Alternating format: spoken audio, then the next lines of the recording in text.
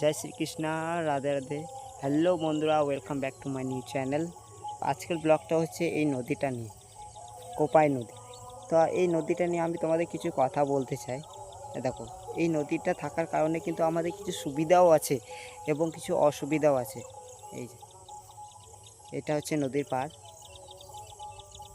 এই যে এটা দেখতে পাচ্ছ, এই গাছগুলি আছে, ঘন গাছগুলি, ওটা হচ্ছে আমাদের গ্রাম। তো আমাদের গ্রামের পাশে দিয়ে কিন্তু এই নদীটা গেছে।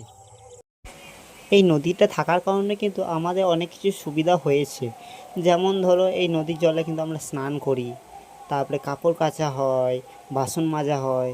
এবং এই বিশেষ কারণটা হচ্ছে যে এই নদী থেকে আমরা মাছ উপার্জন করতে পারি। এবং এই নদীর জল কিন্তু আমাদের চাষবাসের পক্ষে প্রচুর উপকরণ। আরও বিভিন্ন রকমের উপকরণ কিন্তু আমরা এই নদী থেকে পাই। এই নদী নিয়ে কিছু অসুবিধার কথাও কিন্তু আছে। যেমন ধরো, বর্ষার সময় এই পুরো নদী কিন্তু ভরে যায় একবারে। যে আমি যেখানে দাঁড়িয়ে আছি, এই জায়গাটা কিন্তু পুরো ফুল হয়ে যায়, সব জলে জল। তাই মাঝে মাঝে বর্ষার সময় আমরা প্রচণ্ড ভয় করি, যেন কারণ আমাদের পাশের মানে গ্রামের পাশে একদম নদীটা। বলতে গেলে আগে রাস্তা ছিল গ্রামের সাইডে, সেটাও কিন্তু খেয়ে নিয়েছে কিছুটা অংশ। তো ওই জন্য আমাদের বর্ষার সময় প্রচণ্ড ভয়। এই জায়গাটা কিন্তু পুরোটাই ডুবে যায়।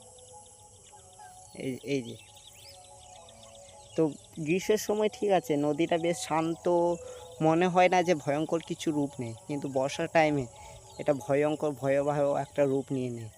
এই নদীর পাড়গুলো পুরো ডুবে যায়।